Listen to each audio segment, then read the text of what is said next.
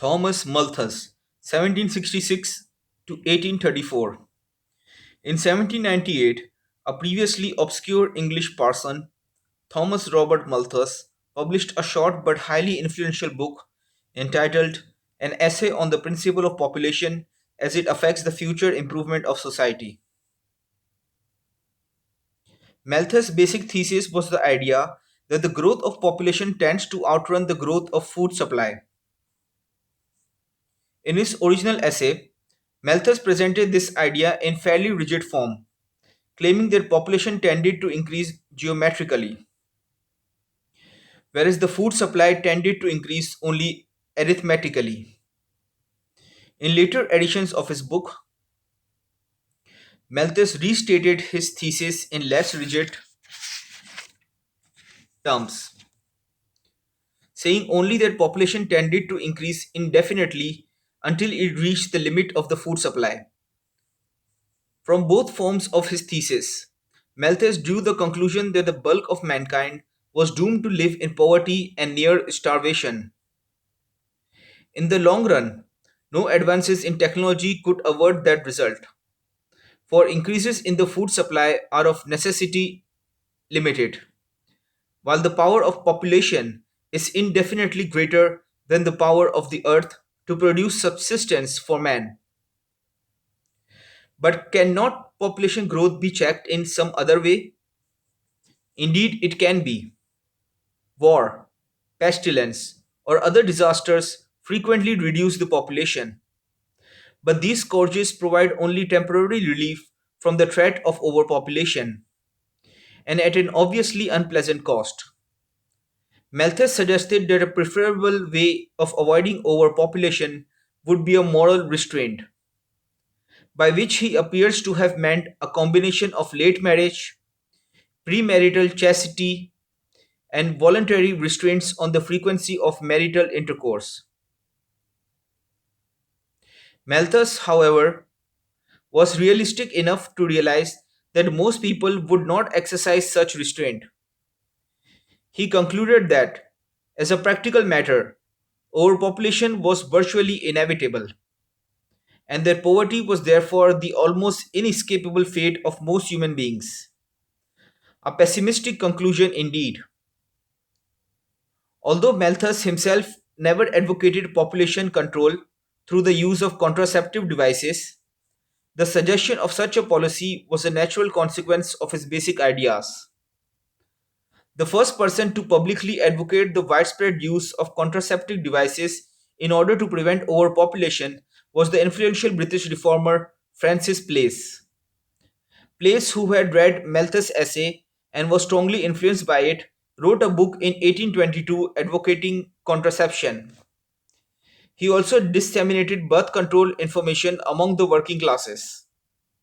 In the United States, Dr. Charles Knowlton published a book on contraception in 1832. The first Malthusian League was formed in the 1860s, and the advocates of family planning have continued to gain adherents. Since Malthus himself disapproved, on moral grounds, of the use of contraceptives, the advocates of population control by means of contraception are usually referred to as neo Malthusians. Malthus's doctrine has also had an important effect on economic theory. Economists influenced by Malthus came to the conclusion that, under normal conditions, overpopulation would prevent wages from rising significantly above the subsistence level. The famous English economist David Ricardo, who was a personal friend of Malthus, stated, "The natural price of labor is that price which is necessary to enable the laborers, one with another, to subsist and to perpetuate the race, without either increase or diminution." This theory, generally referred to as the iron law of wages, was accepted by Karl Marx and became a critical element in his theory of surplus value. Malthus's views also influenced the study of biology. Charles Darwin stated that he had read the essay on the principle of population, and that this provided him with an important link in his theory of evolution by natural selection. Malthus was born in 1766 near Dorking, in Surrey, England. He attended Jesus College of Cambridge University, where he was an excellent student. He graduated in 1788 and was ordained an Anglican clergyman in the same year. In 1791, he got a master's degree, and in 1793, he became a fellow of Jesus College. The first version of his famous work was originally published anonymously, but it was widely read and soon brought Malthus fame. A longer version of his essay was published 5 years later in 1803. The book was repeatedly revised and expanded, the sixth edition appearing in 1826. Malthus married in 1804 at the age of 38. In 1805, he was appointed professor of history and political economy at the East India Company's College at Haileybury. He remained at that position for the rest of his life. Malthus wrote several other books on economics, the most important being The Principles of Political Economy. That book influenced many later economics, particularly the important 20th century figure John Maynard Keynes. In his later years, Malthus received many honors. He died in 1834 at the age of 78. Sorry, at the age of 68,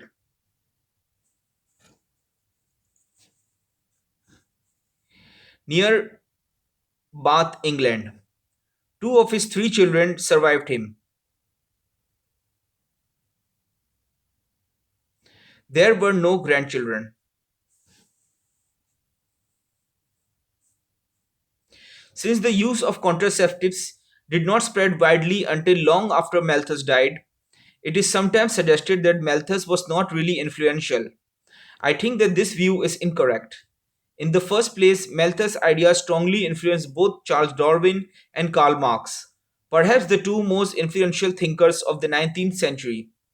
In the second place, although the policies of the new Malthusians were not immediately adopted by the majority of the population, their suggestions were not ignored, and their ideas never died out.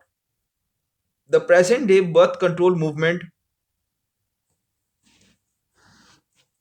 is a direct continuation of the movement started during Malthus's own lifetime. Thomas Malthus was not the first person to call attention to the possibility that an otherwise well governed country might suffer from overpopulation. That idea had been previously suggested by several other philosophers. Malthus himself pointed out that both Plato and Aristotle had discussed the topic.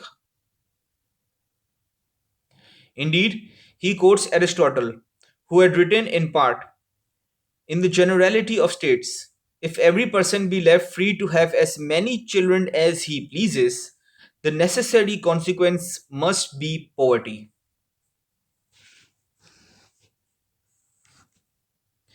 But if Malthus's basic idea was not entirely original, one should not underestimate his importance. Plato and Aristotle had only mentioned the idea in passing, and their brief remarks on the topic had been largely ignored. It was Malthus who elaborated the idea and wrote extensively on the subject. More important, Malthus was the first person to stress the overwhelming importance of the problem of overpopulation and to bring this problem to the attention of the intellectual world.